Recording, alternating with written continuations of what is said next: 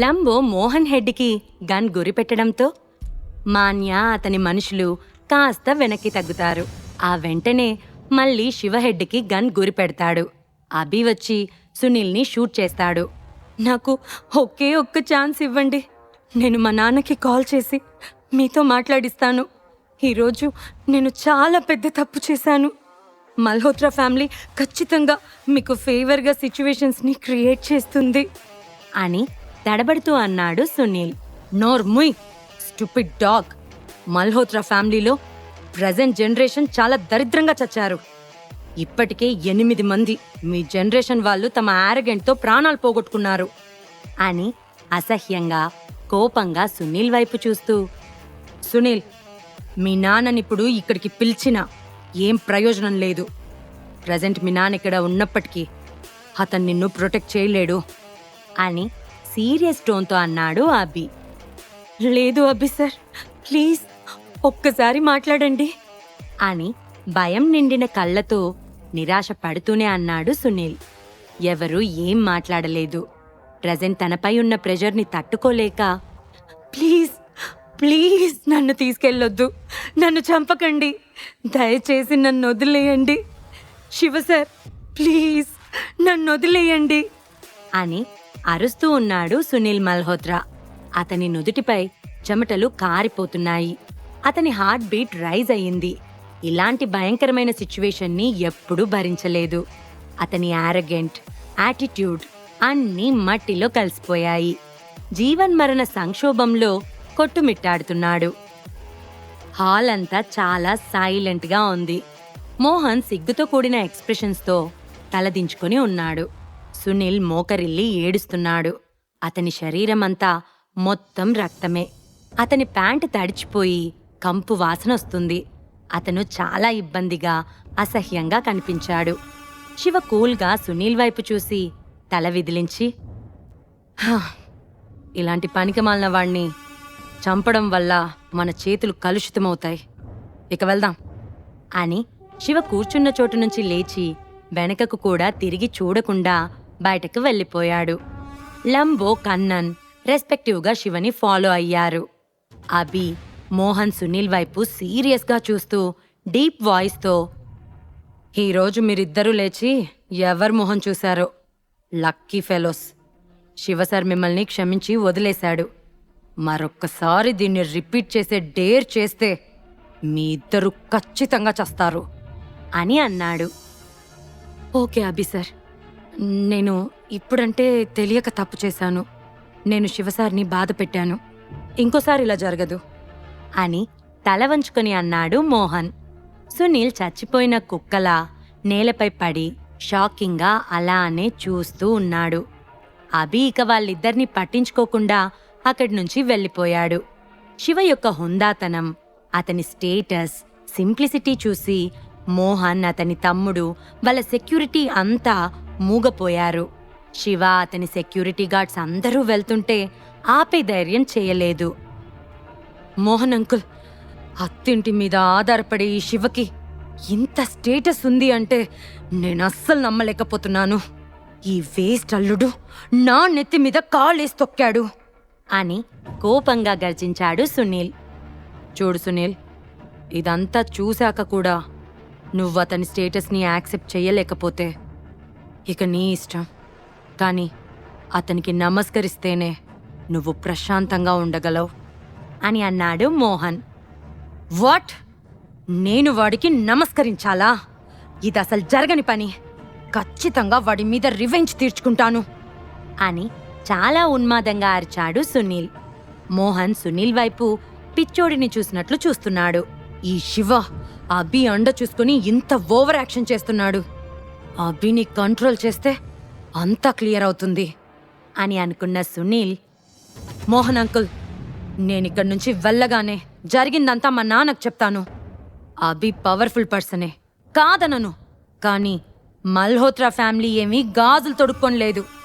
మా నాన్న నేను రివెంజ్ తీర్చుకోవడానికి ఏదో ఒక వే కనుక్కుంటాడు అని డీప్ వాయిస్తో అన్నాడు.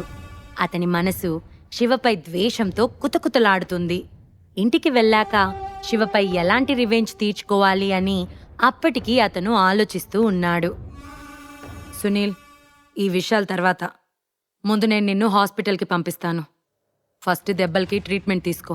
అంతవరకు నేను నీకు హెల్ప్ చేస్తాను. అంతేకాదు, నేను మీ ఫాదర్ని కలిసి మాట్లాడాలి అని తన అనుచరుల వైపు చెయ్యి ఊపాడు మోహన్. వాళ్ళొచ్చి సునీల్ని సిటీ హాస్పిటల్కి తీసుకువెళ్ళడానికి అంతా సిద్ధం చేశారు. సునీల్ని చూస్తున్న మోహన్, ఇప్పటి వరకు బాత్రూమ్ వచ్చేది కూడా ఆపుకోలేనంత భయానికి లోనయ్యాడు. మోకాళ్ళపై కూర్చొని దయ కోసం వేడుకున్నాడు. అలాంటిది మళ్ళీ ఇప్పుడు రివెంజ్ అంటున్నాడు. వీడు ఖచ్చితంగా బతకాల్సిన వాడైతే కాదు అని అనుకున్నాడు. అప్పటికే మోహన్కి చాలా క్లియర్గా అర్థమైంది, హైదరాబాద్కు చెందిన శివ ఖచ్చితంగా పైకి కనిపించేంత నార్మల్ పర్సన్ కాదు అని. లేదంటే అభి లాంటి పర్సన్ శివకి మద్దతుగా ఇక్కడికి ఇంతమంది సెక్యూరిటీని ఎలా తీసుకొనొస్తాడు? అలానే శివ కోసం మల్హోత్రా ఫ్యామిలీ వారసున్నే షూట్ చేస్తాడా అని అనుకున్నాడు. అయితే అతను శివ అభిల మధ్య ఉన్న రిలేషన్ ఏంటో ఇన్వెస్టిగేషన్ చేయటానికి ధైర్యం చేయలేదు. ఎందుకంటే అది ఖచ్చితంగా తనకి ట్రబుల్ ఇచ్చే ఇష్యూ అని అతనికి తెలుసు. ఇద్దరు సెక్యూరిటీ సునీల్ని ఎత్తుకుని హాస్పిటల్కి తీసుకుని వెళ్లారు. మోహన్ కూడా అక్కడి నుండి బయలుదేరాడు. ఏదేమైనా ఈరోజు బోలెడంత నష్టాన్ని అలానే అవమానాన్ని భరించిన అతను ఆ కోపాన్ని కూడా మింగేస్తున్నాడు. సునీల్కి సపోర్టింగ్గా వెళ్ళటం నా బ్యాడ్ లక్. ఇది జీవితంలో నేను చేసిన పెద్ద తప్పు అని అనుకున్నాడు మోహన్. కొద్దిసేపటికి తాజ్ హోటల్కి చేరుకున్నారు. శివ అండ్ అతని టీం ప్రెసిడెంట్ ఆఫీస్లో శివ చైర్లో కూర్చొని బ్లాక్ టీ తాగుతున్నాడు. ఐఎమ్ సో సారీ శివ, నేను ఆలస్యమయ్యాను. నెక్స్ట్ టైం ఇలాంటి ఇష్యూ ఏదైనా ఉంటే ప్లీజ్ దయచేసి మీరు నాకు నేరుగా కాల్ చేయండి అని అన్నాడు అభి. ఇదేమంత ఆలస్యం కాదు. అండ్ ఇష్యూ క్లియర్ చేయాల్సింది నువ్వు కాదు. నువ్వు చేయాల్సిందల్లా ఒకే ఒక్క పని గురించి ఇన్వెస్టిగేషన్ చేయాలి. అదే మెహ్రా ఫ్యామిలీ గురించి కనుక్కోవడం. దాని మీదనే నువ్వు కాన్సన్ట్రేషన్ చేయాలని నేను కోరుకుంటున్నాను. ప్రస్తుతం అదే ఇంపార్టెంట్ థింగ్ అని అన్నాడు శివ. ఓకే మిస్టర్ శివ, మల్హోత్రా ఫ్యామిలీని మనం ఎదుర్కోవడానికి రెడీగా ఉండాలి. ఎందుకంటే ఇప్పుడు సునీల్ మల్హోత్రా తండ్రి నా దగ్గరకు వస్తాడని ఎస్టిమేట్ చేస్తున్నాను అని అన్నాడు అభి. ఇట్స్ ఓకే, మల్హోత్రా ఫ్యామిలీ గురించి పెద్దగా పట్టించుకోవాల్సిన అవసరం లేదు అని తేలిగ్గా అన్నాడు శివ. సరే అన్నట్లు తల ఊపాడు అభి. కాసేపు థింక్ చేసిన శివ కన్నన్ వైపు చూసి, కన్నన్, నేను జ్యువెలరీ గ్రూప్స్కి కావాల్సిన అరేంజ్మెంట్స్ చేయమని చెప్పాను. ఆ వర్క్ ఎంతవరకు వచ్చింది అని అన్నాడు. శివ సార్, ఆ పని ఆల్మోస్ట్ కంప్లీట్ అయింది. మీరు జ్యువెలరీ గ్రూప్ని ఎప్పుడైనా ఏర్పాటు చేసుకోవచ్చు. ఇకపోతే professional themes, industrial chain and funds కోసం నేను ఆల్రెడీ 20 బిల్డింగ్స్ని హోల్డ్లో పెట్టాను. మీరు ఖాళీగా ఉన్నట్లయితే మనం వెళ్ళి వాటిని చూడొచ్చు అని అన్నాడు కన్నన్. గుడ్ అని మెల్లగా నవ్వాడు శివ. బాంబేలో సురభి కోసం ఒక జ్యువెలరీ గ్రూప్ని బిల్డ్ చేస్తానని సురభికి ప్రామిస్ చేశాడు శివ. దాని గురించి శివనే కష్టపడాల్సిన అవసరం లేదు. అందుకే కన్నన్కి విషయం చెప్పడంతో అతను ఫినిష్ చేశాడు. ఓకే, నువ్వు సెలెక్ట్ చేసిన అన్ని కమర్షియల్ బిల్డింగ్స్ నేను తర్వాత చూస్తాను. అవి నాకు నచ్చడం కాదు, సురభికి నచ్చాలి. తను ఫ్రీగా ఉన్న టైంలో వాటిని చూడ్డానికి వెళ్ళొచ్చు అని అన్నాడు శివ. అదే టైంలో శివ మొబైల్ రింగ్ అయింది. శివ ఫోన్ డిస్ప్లే వంక చూసి ఒక్క క్షణం, ఇతను కాల్ చేస్తున్నాడేంటి, అంతా ఓకేనా అని తనలో తాను అనుకున్నాడు. లాస్ట్ టైం హైదరాబాద్ నుంచి బాంబేకి షిఫ్ట్ అయిన తర్వాత అజయ్ మళ్ళీ తనకి కాల్ చేయలేదు. తను బాంబేలో సెటిల్ అయ్యాక శివకి థ్యాంక్స్ చెప్పడానికి కాల్ చేసి విందా ఫ్యామిలీకి చెందిన పెద్ద యజమాని సుందర్ విందా గురించి చెప్పాడు. సుందర్ విందా శివని కలవాలనుకున్నట్లు, ఏదో ఇంపార్టెంట్ హెల్ప్ అడగాలి అని అనుకున్నట్లు చెప్పాడు. ఇక ఆ తర్వాత శివ లీసా ఇష్యూ క్లియర్ చేయడానికి బాంబే వచ్చాడు. కానీ అప్పుడు సుందర్ విందాని కలవడం కుదరలేదు. ఇప్పుడు మళ్ళీ అజయ్ విందా కాల్ చేస్తాడని శివ ఎక్స్పెక్ట్ చేయలేదు. ఈ ఆలోచనల నడుమ శివ ఫోన్ లిఫ్ట్ చేశాడు. హలో శివ సార్, మీరు బిజీగా ఉన్నారా? మిమ్మల్ని డిస్టర్బ్ చేసుంటే ఐఎమ్ సో సారీ అని అన్నాడు అజయ్ విందా. అతని టోన్లో శివపై అంతులేని రెస్పెక్ట్ ఉంది. విషయమేంటో చెప్పజయ్ అని అన్నాడు శివ. శివ సార్, నేను ఈ మధ్య విందా ఫ్యామిలీ వల్ల కొన్ని ప్రాబ్లమ్స్ ఫేస్ చేయాల్సి వస్తుంది. నేను మీ హెల్ప్ అడగడం కోసం కాల్ చేశాను అని కాస్త నర్వస్గా ఫీల్ అవుతూ చిన్నగా చెప్పాడు అజయ్ విందా. ఓహో అని కాస్త ముఖం చిట్లించి అన్నాడు శివ. అజయ్కి తన సొంత ఫ్యామిలీ నుంచే ఇబ్బందులొస్తాయని, తన ఫ్యామిలీ నుంచి హెల్ప్ దొరకటం కష్టమవుతుందని శివ ఎక్స్పెక్ట్ చేయలేదు.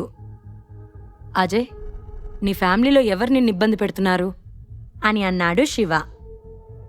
ఏమో శివ సార్, నేను ఫైండ్ అవుట్ చేయలేకపోతున్నాను. కానీ విందా ఫ్యామిలీలో ప్రెజెంట్ నేను ఆక్వర్డ్ సిచ్యువేషన్లో ఉన్నాను. కొన్ని డేస్ బ్యాక్ మా నాన్నని బిజినెస్ డీల్స్ చూసుకోవడానికి ఓవర్సీస్ పంపారు. సడన్గా మా నాన్న కనిపించటం లేదు. తర్వాత నన్ను కొట్టి ఇంట్లోంచి గెంటేశారు. ఇప్పుడు నేను మా తాతయ్యను కూడా చూడలేకపోతున్నాను. అసలు అతను ఎలా ఉన్నాడో కూడా నాకు అర్థం కావట్లేదు. మా ఫ్యామిలీలోని ఎవరో నన్ను చంపాలని అనుకుంటున్నారు. నాకు డౌట్గా ఉంది అని అన్నాడు అజయ్ విందా. ఓహో, ఐ సీ. నేను ప్రజెంట్ బాంబేలోనే ఉన్నాను. రేపు నీ దగ్గరకు వచ్చి కలుస్తాను అని అన్నాడు శివ. బాంబేలో ఉన్నారా అని సర్ప్రైజింగ్ టోన్లో అన్నాడు అజయ్. అవును అని అన్నాడు శివ. సరే సరే, నేను మిమ్మల్ని డిస్టర్బ్ చేయను. రేపు మిమ్మల్ని కలుస్తాను. ఇప్పుడు కాస్త రిలీఫ్గా ఉంది అని అన్నాడు అజయ్. శివ ఫోన్ కట్ చేసి తీక్షణమైన కళ్ళతో ఆలోచిస్తూ టేబుల్పై ఉన్న బ్లాక్ టీని సిప్ చేస్తున్నాడు. సిచ్యువేషన్ చాలా స్ట్రేంజ్గా అనిపిస్తుంది అని అజయ్ చెప్పింది మరొకసారి గుర్తు చేసుకున్నాడు Shiva. Ajay father business deals face చేయడానికి అబ్రాడ్ వెళ్ళినప్పుడు అతను మాయమయ్యాడు. ఇప్పుడు అజయ్ని ఫ్యామిలీ నుంచి గెంటేశారు. అజయ్పై మర్డర్ అటెంప్ట్స్ జరుగుతున్నాయి అని ఇదంతా ఆలోచిస్తున్న శివకి ఒకటి మాత్రం అర్థమైంది. ఇలాంటి పెద్ద పెద్ద ఫ్యామిలీస్లోని వారసుల్లో వాళ్ళల్లో వాళ్ళకి సీక్రెట్ ఫైటింగ్ చాలా సీరియస్గా జరుగుతూ ఉంటుంది. ఫ్యామిలీలోని అధికారాన్ని చేజిక్కించుకోవడానికి ఒకరినొకరు హత్య చేసుకోవడం సర్వసాధారణమైన విషయం. అన్నిటికంటే ముఖ్యంగా డబ్బు ఎవరికి చేదు, మనిషి యొక్క స్వభావాన్ని మార్చేసి దురాశని పెంచుతుంది. శివకి దీని గురించి చాలా డీప్ అండర్స్టాండింగ్ ఉంది. ఈ విషయంలోనే కాదు, నా చిన్నతనంలో నన్ను నా తల్లిని పురుషోత్తం ఫ్యామిలీ గేట్ బయటకి తరిమి కొట్టింది. ఆ టైంలో సంపత్ అతని బావమరుదుళ్ళు ఫ్యామిలీలోని వారసత్వపు హక్కుల కోసం ఫైట్ చేస్తున్నారు. వాళ్ళల్లో వాళ్ళే కొట్టుకున్నది కాక బయట నుంచి హెల్ప్ తీసుకున్నారు. అదే వాళ్ళని అంతం చేసే పొజిషన్కి తెచ్చింది. పెద్ద ఫ్యామిలీస్లో వారసుడికి పొజిషన్ గురించి ప్రత్యేకంగా చెప్పాల్సిన అవసరం లేదు. ఆ పొజిషన్ నార్మల్ పర్సన్స్ని కూడా వెర్రి వాళ్ళని చేస్తుంది. కాసేపు ఆలోచించిన శివ అభి వైపు చూసి, అభి అన్న, నీకు విందా ఫ్యామిలీ గురించి ఏమైనా తెలుసా? రీసెంట్గా విందా ఫ్యామిలీలో ఏమైనా ఇష్యూ జరిగిందా అని అడిగాడు. తన కోసం వర్క్ చేసే మనుషుల పట్ల శివ ఎప్పుడూ కృతజ్ఞతగా ఉంటాడు. అందులో అజయ్ తన విషయంలో లాయల్ పర్సన్ అండ్ తనకి చాలా విషయాల్లో హెల్ప్ చేశాడు. అతను హైదరాబాద్లో ఉన్నప్పుడు తన పట్ల ఎంతో విధేయతతో ఉండి షికా ఫ్యామిలీ ఇష్యూస్లో తన భార్యని పై స్థానంలోకి తీసుకెళ్లడానికి చాలా హెల్ప్ చేశాడు. ఇప్పుడు అజయ్ విందాకి ప్రాబ్లం అయినప్పుడు తనెలా పట్టించుకోకుండా కూర్చుంటాడు? విందా ఫ్యామిలీ అని ముఖం చిట్లించి అభి కాసేపు ఆలోచించి, మిస్టర్ శివ, నాకు విందా ఫ్యామిలీకి ఇన్ఛార్జిగా ఉన్న పర్సన్ తెలుసు, కానీ ప్రజెంట్ విందా ఫ్యామిలీ గురించి పెద్దగా పరిచయం లేదు. అండ్ నేను ఈ మధ్య విందా ఫ్యామిలీ గురించి స్పెషల్గా ఏ మ్యాటర్ వినలేదు. విందా ఫ్యామిలీ యొక్క రీసెంట్ సిచ్యువేషన్స్ గురించి ఇన్వెస్టిగేషన్ చేయాల్సిన అవసరం ఉందా అని అడిగాడు. శివ సడన్గా విందా ఫ్యామిలీపై ఇంత ఇంట్రెస్ట్ ఎందుకు చూపిస్తున్నాడో అని అతనికి ఓ ప్రశ్న మదిలో మెదిలినప్పటికీ ఆ విషయం గురించి శివని అడిగే ధైర్యం లేదు. శివ తల మెల్లగా ఊపుతూ, నీ చేతి కిందున్న పర్సన్స్ని ఇన్వెస్టిగేట్ చేసి ఏం జరుగుతుందో కనుక్కో అని అన్నాడు శివ. ఓకే మిస్టర్ శివ అని అన్నాడు అభి. శివకి సిచ్యువేషన్ చాలా ఇంట్రెస్టింగ్గా అనిపిస్తుంది. తాతయ్యను కూడా చూడలేకపోతున్నాను అని బాధగా అన్న అజయ్ మాట గుర్తుకు రాగానే అతనికి సుందర్ విందా గుర్తొచ్చాడు. అతను లాస్ట్ టైం నన్ను చూడటానికొస్తానని నాకు చెప్పాడు. ఈ విందా ఫ్యామిలీ ముసుగులో ఎవరో ట్రిక్స్ ప్లే చేస్తున్నారు. అదెవరో కనుక్కోడానికి నేను వెళ్ళాలి అని డిసైడ్ అయ్యాక శివ తన రూమ్కి వెళ్ళాడు. విందా ఫ్యామిలీలో ఏం జరుగుతుంది? అజయ్ విందా తండ్రి ఎలా అదృశ్యమయ్యాడు? అజయ్పై మర్డర్ ప్లాన్ చేసేదెవరు? అజయ్ని ఇంట్లో నుంచి ఎందుకు వెళ్ళగొట్టారు? ఈ ప్రశ్నలకు సమాధానాలు తెలుసుకోవాలంటే నెక్స్ట్ ఎపిసోడ్ వినాల్సిందే. క్రింద ఇచ్చిన లింక్ ని క్లిక్ చేసి పాకెట్ ఎఫ్ఎం యాప్ ని ఇన్స్టాల్ చేసుకోండి. Stay tune to pocket FM.